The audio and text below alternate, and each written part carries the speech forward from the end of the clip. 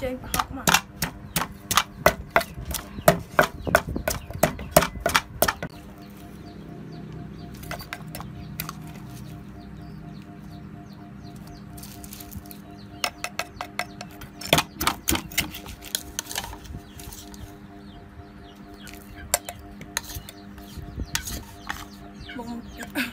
bột phải cái bột vào hông là cái xăng rồi là bị cào tung mày hình tự như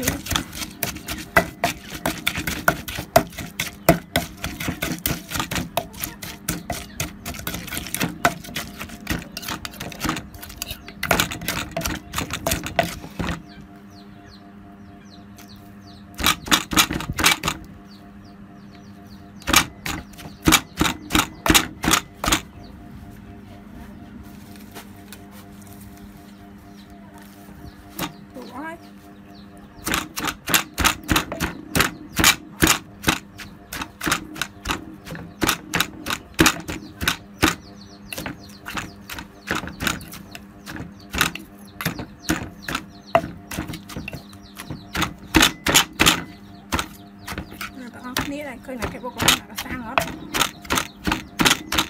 mẹ cua cá giống này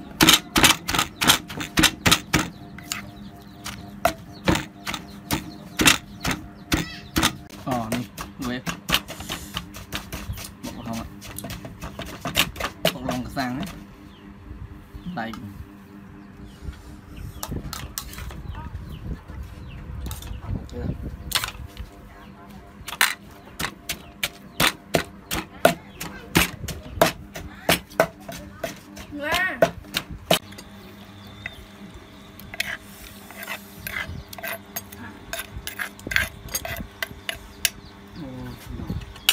này đã Pring tô let's go, okay, let's go đâu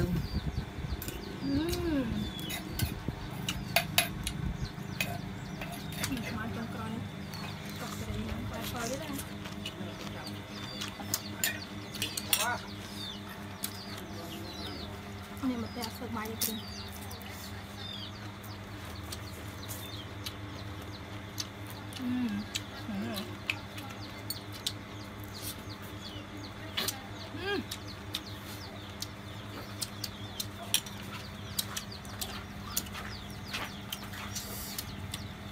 được ấy đá với xương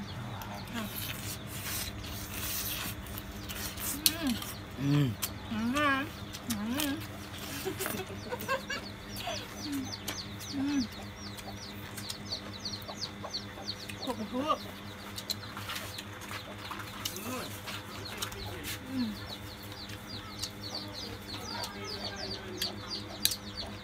được ở đây đó thì bột không được ở đây nào tay hơi cứng mùi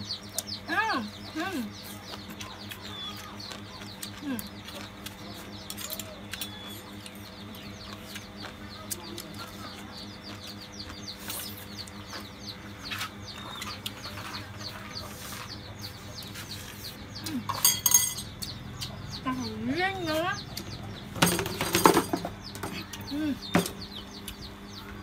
trên con bạc tích tiêu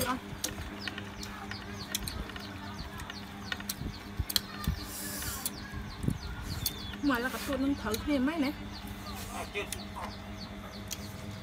ăn thử ăn thử cái